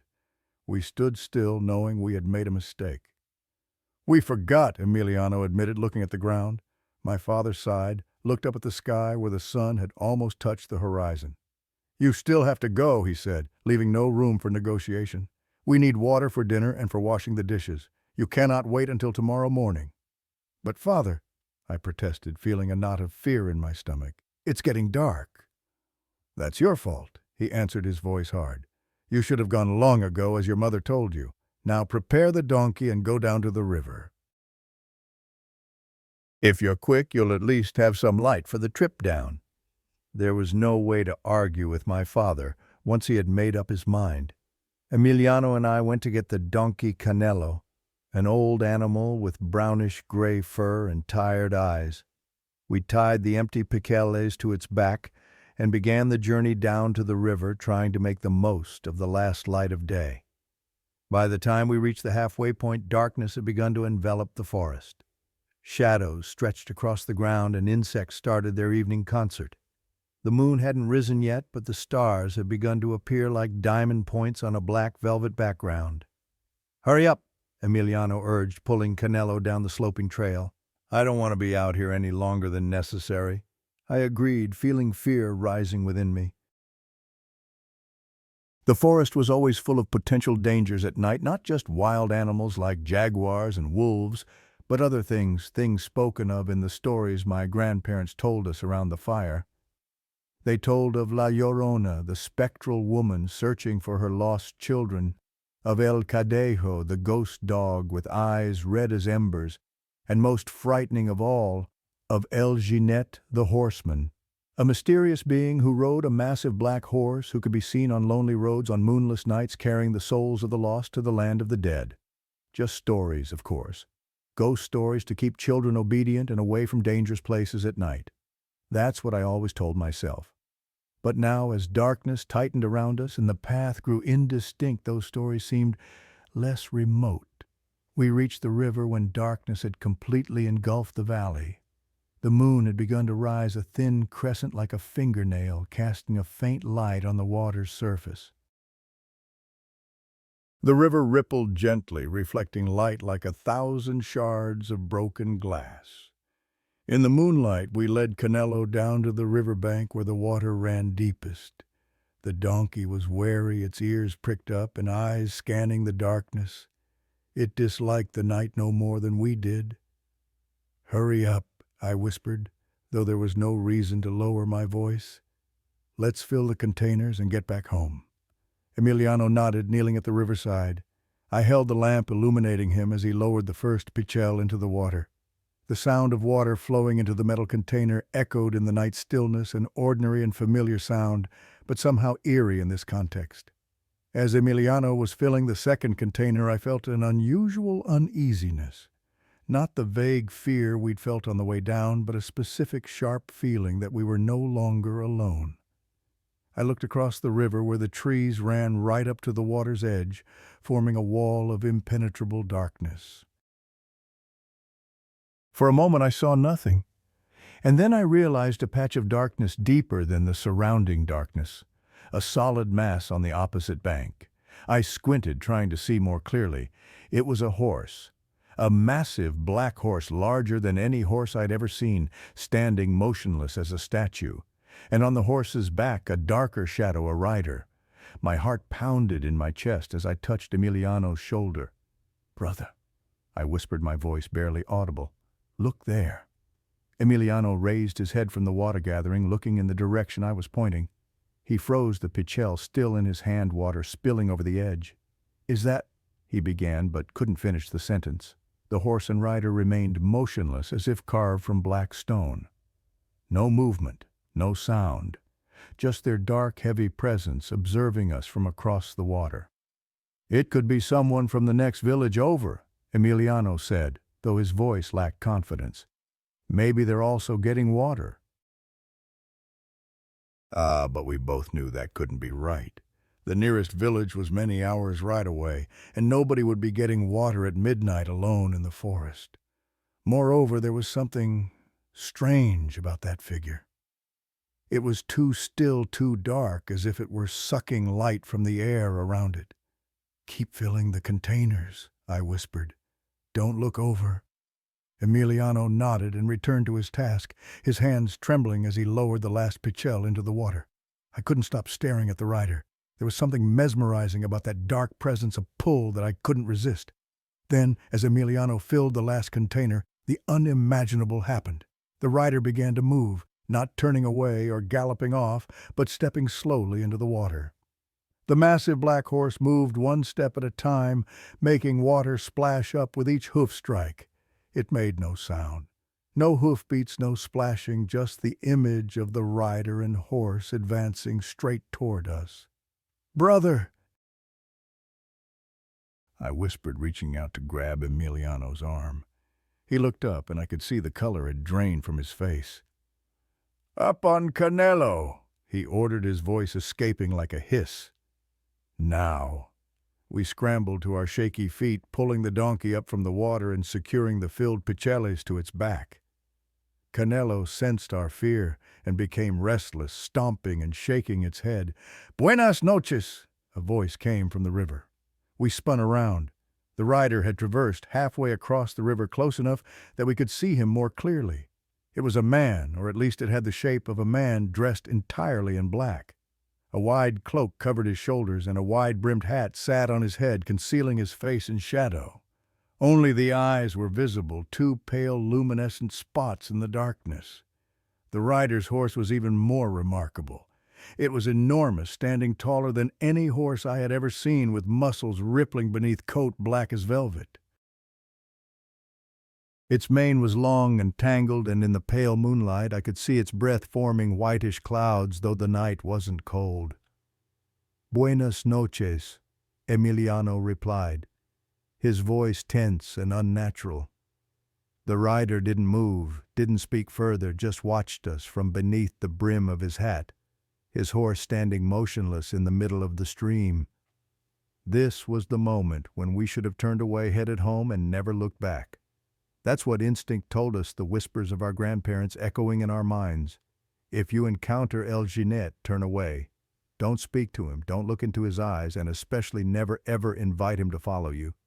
But Emiliano, perhaps wanting to show bravery, or perhaps too frightened to think clearly, did what we had been taught never to do. "Do you need help, sir?" he asked, his voice echoing across the water. No response from the rider. Just a prolonged silence, heavy and tense like a rope about to snap. Then slowly the horse began to move again, continuing its journey across the river toward us. "We need to go now," I whispered, pulling Emiliano's arm. "Right now." Emiliano nodded, his face pale in the moonlight. We pulled Canelo up the trail, trying not to run, but moving as quickly as we could. I couldn't help but glance back over my shoulder, and my heart leapt to my throat when I saw that the rider had reached the bank and was following us, maintaining a steady distance, his horse moving with an eerie smoothness over the rough ground. "Brother," I whispered, my voice shaking. "He's following us." Emiliano looked back and quickened his pace, pulling Canelo up the steep trail. The donkey sensed the urgency and also quickened its pace, though the filled pichel slowed its steps. We climbed up the trail, hearts pounding in our chests, breathing heavily, and feeling that the mysterious rider was getting closer with each step. I couldn't help looking back one more time. The rider was still following, but now I could see something I had missed before. There was something odd about the rider's face beneath the wide-brimmed hat. It wasn't right. Though only the lower part of the face was visible in the pale moonlight, I could see that the mouth was too wide, too large for a human face, stretching almost from ear to ear. And as I watched, that mouth opened in a horrific grin, revealing sharp white teeth in the moonlight, too many teeth to be human. Absolute terror ran through me. This was not a stranger, not a lost traveler. This was something else, something ancient and terrifying, something that had stepped out of the darkest ghost stories of our grandparents. "Hurry!" I whispered, my voice nearly choked in my throat. "Hurry! I think it's—" I couldn't finish the sentence because at that moment the most terrifying thing happened. The massive black horse, which had been moving silently with an eerie grace, suddenly made a sound. But it wasn't the whinny that a normal horse would make. It was a sound that I can't precisely describe, half whinny, half human laughter, a sound that couldn't possibly exist on this earth. It echoed through the forest trees, making the hair stand up on my arms and goosebumps run down my spine. Canelo, already nervous and frightened, completely panicked at the sound. He reared up, yanking the reins from Emiliano's hands, and began to thrash, kicking wildly into the air. Water splashed from the containers, and one of the loosely tied picellis fell to the ground, spilling all our precious water onto the parched earth. "Hold him!" Emiliano shouted, trying to grab the reins. But Canelo was beyond control with fear. He bucked and kicked, trying to escape from whatever was pursuing us. In the chaos, I looked back once more, half expecting to see the rider right behind us, with black-gloved hands reaching out to grasp us. But the trail behind was empty. The rider had vanished, the massive black horse gone. Only darkness and the whisper of wind through the branches. We finally managed to control Canelo, though the donkey was still sweating and trembling. One of the picelles was lost, and 2 others had spilled most of their water. Only one remained intact, containing enough water for the family's minimal needs. "We have to get home," Emiliano said, his voice breaking. "Right now." I nodded, unable to speak. We started to climb the hill, each step seeming heavy with fear and the awareness of what had just happened. We didn't dare look back, didn't dare stop to rest. We just kept climbing, pulling Canelo behind us until we finally saw the flickering lamplight from the windows of our house. My father was waiting outside, an oil lamp in hand. When he saw us stumble out of the darkness, he hurried toward us. "What took you so long?" he asked, his voice a mixture of anger and concern. "Your mother and I were beginning to worry that something had happened." When he saw our condition, pale, trembling, and with only 1 pichel of water, his expression changed from anger to concern. "What happened?" he asked, his voice softer. Emiliano and I looked at each other, unsure what to say. How could we explain what we had seen? How could we tell Father that El Ginette, the spectral being from ghost stories, had pursued us at the river? There was a man, I finally said, my voice still shaking, at the river. He was riding a huge black horse. He followed us. My father looked at me intently, his eyes darkening. A man who— "We don't know," Emiliano said. "He wore black and rode a large horse. He crossed the river to reach us, and then the horse made a sound, a terrible sound, and Canelo panicked. We dropped one of the picelles and spilled water in 2 others.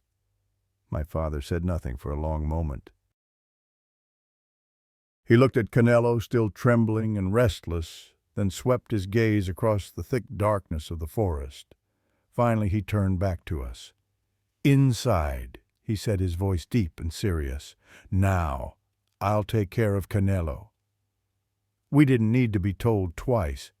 We hurried into the house where our mother was waiting with a worried expression. She saw our faces and immediately got blankets to wrap around our shoulders, though the night wasn't cold. "You saw something," she said. It wasn't a question. We nodded, still too shocked to say much. Mother led us to sit at the kitchen table and poured each of us a cup of hot tea, adding a bit of honey that she had saved for special occasions. The warm liquid ran down my throat, somewhat easing the frozen fear inside me. My father came in carrying the remaining pichel. He set it down, then sat with us at the table. "Tell me everything," he said, "every detail." And we did. We told about seeing the rider on the opposite bank, about how he crossed the river to reach us, about the strange voice and horrific smile, and about the terrible sound the horse had made. When we finished, my father and mother exchanged glances, a look heavy with understanding and concern. "You encountered El Ginette," my mother finally said, her voice as light as a breath. "But that's just a story," I protested, though I knew deep in my heart that what we had seen was real. A story to scare children. My father shook his head slowly. "Not all stories are mere inventions, son. Some are based on truth. And El Ginette, there have been people in these hills who have seen him for many generations." "Who is he?" Emiliano asked. "What is he?" "No one knows for certain," my mother answered. "Some say he is the soul of a murderer cursed to ride through this land forever. Others say that he is a kind of death deity who goes collecting the souls of those unfortunate enough to encounter him." "But we're still here," I pointed out. "We escaped." "Yes," my father said, his voice thoughtful. "But you were lucky. Not everyone is so fortunate." He told us about his uncle, a young man who had gone hunting on a moonless night and never returned. They found his body 2 days later, cold and gray with no wounds, but a look of pure terror on his face. And he told about a family who had lived on the other side of the hill a few decades before, who had claimed to see El Ginette standing outside their window every night for a week. On the 7th night, the entire family vanished, leaving behind only an empty house with dinner still on the table. I felt a chill run down my spine. "Why did he follow us?" I asked. "El Ginette needs no reason," my mother said. "He appears, and those unlucky enough to encounter him must face their fate." "What we need to worry about now," my father said, his voice practical and serious, "is whether he followed you home." That statement froze me to the core. I looked toward the window, though there was only darkness outside. Had the rider followed us from the river? Was he standing out there in the dark, staring at our house with his horrific smile? "Here," my father said, standing and going to an old chest against the wall. He opened it and took out an old string of beads. "These belonged to my grandmother. She was a healer and a knower of old things, things from the time before the Spanish came." He handed the beads to my mother, who placed them on the table before us. It was a strand of small beads made of clay bone and seeds bound together with leather cord. "This is protection," he said, "against things from the other world." My mother nodded and quickly untied the string of beads, giving each of us a portion. "Wear this," she said. "Never take it off. And tonight you will sleep in our room. It will be safer if we are together." That night, though exhausted to the bone, I couldn't sleep. I lay on a mat on the floor of my parents' bedroom, listening to Emiliano's steady breathing beside me and the whispers of my parents as they talked quietly. I clutched the piece of the bead string my mother had given me, wondering if an old strand of beads could really protect us from something like El Ginette.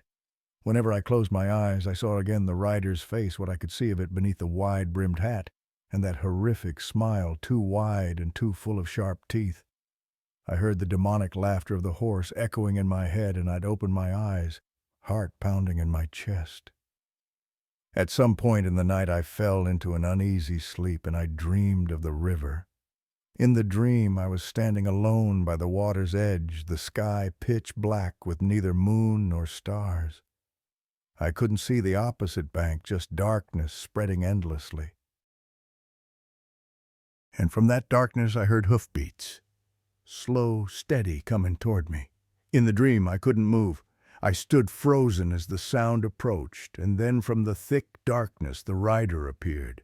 Now I could see him more clearly.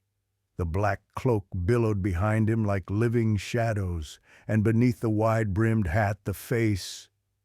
But it wasn't a face. It was a skull, white as bone with empty eye sockets and an oversized lower jaw full of pointed teeth. The skeletal rider looked at me, and though there were no eyes in those empty sockets, I could feel his gaze piercing me, looking straight into my soul. The massive black horse stepped forward, its hooves making no sound as they touched the water. The rider raised one hand covered in a black glove and pointed at me. And then in a voice deep and resonant as if from the grave, he said, "It is not your time tonight, Miguel Torres, but I shall meet you again. I have many names, but you know who I am. I am El Jeanette, and sooner or later all ride with me." I woke with a strangled cry, sweating and shaking. The room was dark, and for a terrifying moment I thought I saw a tall, dark shadow standing in the corner, pale white spots where eyes should be. But when I blinked it was gone, and there was only the normal darkness of the room, my father's gentle snoring, and Emiliano's steady breathing beside me. I clutched the piece of beads in my hand, mumbled a prayer my grandmother had taught me, and finally drifted back into an uneasy sleep. The next morning, sunlight banished the ghosts of the night. Everything looked normal. Emiliano and I performed our usual daily chores, tending to the animals, cleaning the corrals, helping Mother in the garden. In the afternoon, my father took us and a neighbor back to the river to get full water. In the daylight, the river looked completely harmless, just a strip of clear water flowing through the valley, no sign of the Black Rider or anything supernatural. But though no one mentioned it, I knew that both Emiliano and I still felt the presence of El Jeanette. We kept the pieces of the protective bead string around our necks, and our eyes often lingered on the darkness beneath the trees, the shadows of the room, the dark spaces between buildings. We were looking for a tall, slender shadow on a massive black horse. Days passed, then weeks, with no sign of the rider. Gradually the fear faded. Mother put the protective beads back in the chest, though she never suggested we remove the pieces we were wearing. We continued to get water, though always during daylight and always with at least 3 people going together. Months passed, then a year. We grew older, more mature, and the memories of that night began to fade, becoming a ghost story that we occasionally retold on dark nights, careful never to mention the name of El Jeanette after the sun had set. When I was 13 and Emiliano 15, a terrible drought struck our land. The river shrank to a mere trickle, crops withered in the fields, and cattle grew thin and weak. My father and the other farmers worked tirelessly to salvage what they could, but each passing day the situation grew worse. Then one evening, as we sat around the dinner table staring at the increasingly smaller portions on our plates, my father made a decision. "Tomorrow I will go to the town of San Cristobal," he announced. "I will find work there, earn money so that we can make it until the drought ends." San Cristobal was a large town several days' walk away. My father had never liked towns or cities, always saying that a man should only live by his own hands on his own land. But the drought had forced him to reconsider. "Emiliano will take care of the ranch while I'm gone," he continued. "And Miguel, you will help your mother and the younger ones." We nodded solemnly, understanding the gravity of the task. My father went on to explain a bit more about his plan. He would leave at dawn, taking a little food and belongings with him. He hoped to reach San Cristobal within 3 days, find work at the farms or packing houses there, and send money home as soon as possible. That night, after everyone had gone to sleep, I sat up in bed, unable to close my eyes. The thought of my father going away, especially in such difficult times, made me restless. I decided to take a walk outside, hoping the cool night air would calm my mind. I snuck out, careful not to wake Emiliano, and went into the yard. The sky was cloudless, and a full moon cast silver light over the ranch, turning everything into shades of gray and black. I walked a little, enjoying the quietness of the night. When I turned back toward the house, I saw a shadow standing near the cattle pen, a tall human figure standing still as a statue. My heart pounded. At first I thought it was my father, but upon closer look I realized the shadow was much taller. And behind the human shadow, a larger, darker mass, a horse black as coal, standing completely motionless in the darkness. My body froze with fear. 3 years had passed since that night at the river, but in a moment it all came rushing back fresh and vivid, as if it had happened yesterday. El Jeanette had returned. I should run. I should run into the house, wake the entire family, and pray that El Jeanette could not enter. But I couldn't move. I stood there as if hypnotized as the rider slowly turned to face me. The moonlight illuminated the rider and his horse. I could see them more clearly than ever before. The massive black horse, larger than any horse I'd ever seen, with muscles rippling beneath coat glossy as black silk. Its mane and tail were long and tangled, and its eyes were red like embers, emitting a light of their own. And upon the horse, El Jeanette, tall and slender, dressed in a flowing black cloak and wide-brimmed hat. I could see his face clearly now, or what passed for his face. It truly was a skull white as ivory, with empty eye sockets, deep and cavernous, yet somehow glowing with a pale fire. But strangely, I no longer felt the horror as I had that night at the river. Instead, I felt an odd calmness, almost as if I were still dreaming. Miguel Torres El Jeanette said, his voice deep and resonant, as if coming from a deep cave. "You have grown since last we met. Who are you?" I asked, my voice only slightly trembling. "I have many names," the rider answered, "but to the people of these hills I am El Jeanette. I ride between the worlds, collecting those whose time has come to go." "Are you Death?" I asked. The rider tilted his skull to one side. "Not exactly. I am a guide. I take people across the land between life and death. Some go with me because it is their time. Others meet me too soon and are given another chance." "Like my brother and me," I said, suddenly understanding. "Yes," the rider nodded. "It was not your time, but now—" He paused, looking toward the house where my family slept. "Now I come for a different purpose." My heart pounded. "For what purpose?" "Your father will leave at dawn," El Jeanette said.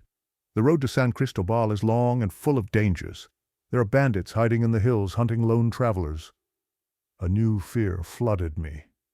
You've come to take my father." My voice broke. El Jeanette stood silent for a moment, the empty eye sockets staring at me. "I do not make decisions about a person's time," he finally said. "I merely escort them when the time comes, but—" He paused again. "I can give warnings. Because you have met me and lived to tell about it, I give you a gift, a warning." "A warning about what?" I asked, my voice both hopeful and afraid. "If your father leaves tomorrow as planned, he will never return to these hills. I will meet him on the road, and he will ride with me into eternity." Tears welled up in my eyes. "No," I whispered, "please." "I do not make the decisions," El Jeanette repeated. "I only follow the commands of the universe. However," he tilted his head to the side as if listening to a distant voice, "fate can be changed. Some decisions once made cannot be reversed, but others can still be altered." "How?" I asked, reaching toward the rider. "Please tell me how to save my father." El Jeanette did not move, but the glowing eye sockets seemed to grow brighter. "If your father does not go to San Cristobal, then I will not meet him on the road." "But we need money," I said. "The drought has made us desperate." "There are other paths," El Jeanette said. "There are other ways. But the decision must be made before dawn, or fate will continue on its predetermined course." The massive black horse turned, and El Jeanette turned his back to me. "Choose wisely, Miguel Torres," the rider said over his shoulder. "We shall meet again, but not now. Tonight is not your time, just as that night at the river was not." With those words, the rider galloped away, the black horse racing across the yard, making no sound though its hooves struck the earth. In a heartbeat, El Jeanette vanished into the darkness, leaving no trace of his presence, save for a sudden cold wind and the smell of freshly dug earth. I stood there for a long while, trembling, tears running down my cheeks. Then I turned and ran into the house. I woke the entire family, told them about my encounter with El Jeanette and the warning. At first my father didn't believe me. He thought I had dreamed or imagined everything. But when he saw my face, my tears, and the absolute sincerity in my voice, he began to listen. My mother believed me immediately. She had always believed in the old things, the stories and legends that our grandparents told. And she knew that a warning from El Jeanette was not something to be ignored. "We must find another way," she said, her voice firm. "Going to San Cristobal is not the only path." "But it is the only path I know," my father said, his voice tense with frustration. "We need money to survive the drought, and I don't know how to get it here." Emiliano, who had been listening silently, finally spoke up. "We could sell some of the cattle," he suggested. "We could keep a few for breeding when the drought ends and sell the others for immediate money." "Who would buy them?" my father asked. "Everyone here is affected by the drought just as we are." "Rodrigo!" A voice from the doorway rang out. We turned and saw my grandfather, Abuelo Martin, standing there in his nightclothes.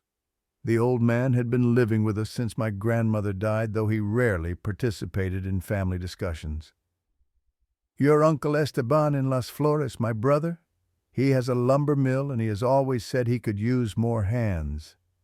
My father looked at the old man, surprise evident on his face.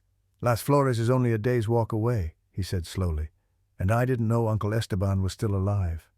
"He lives," Abuelo Martin nodded, "and he is wealthy. Not wealthy like the city people, but wealthy enough. He will help if we ask. I have been too proud to ask before, but—" The old man looked at me, his ancient eyes full of understanding. "But there are times when we must set pride aside." We discussed until dawn, and when the sun rose, a decision had been made. My father would not go to San Cristobal. Instead, he and Abuelo Martin would go to Las Flores to meet Uncle Esteban. They would go together safer than going alone, and they would take the valley route far from the hills where bandits might hide. And a week later they returned, both of them safe and sound, with news that Uncle Esteban had agreed to hire my father and even advanced some money to help us through the drought. Many years later, my father told me that he had seen El Jeanette on the night before they returned home. He had awakened at midnight and seen the rider standing outside his window at Uncle Esteban's house, watching him with those pale fire eyes. But instead of fear, my father said that he felt acknowledged, as if El Jeanette were acknowledging that fate had changed, that the path had turned in a new direction. As for me, I never encountered El Jeanette again after that night. Years passed, I grew up married and had children of my own. But I still kept the piece of the protective bead string that my mother had given me that night, and I still watched the shadows carefully when night fell, especially when I traveled near the river on moonless nights, because I knew that El Jeanette was still out there riding between the worlds, and that someday, perhaps long from now, the rider in black and I would meet one final time. And the strange thing is, I no longer feared that encounter. Even now, as an old man with grandchildren gathered around me to hear stories, I still tell them the tale of El Jeanette and the warning he gave that night. I warn them never to go alone to the river at night, especially when there is no bright moon. But I also teach them that there are ancient laws in this world that we cannot understand, and sometimes, just sometimes, even the most terrifying creatures can give us a gift. And the most precious gift that El Jeanette gave me wasn't the warning that saved my father, but the understanding that fate is not always predetermined, that the path of the future can always change if we have the courage to heed warnings and alter our course. And now, as I sit on the porch on dark nights looking out toward the hills where I first saw El Jeanette riding, I sometimes wonder if the rider is watching me, waiting for the moment when my time finally comes. And I am no longer afraid, because now I understand that El Jeanette is not an evil being. He is just a guide, a transition between this world and the next.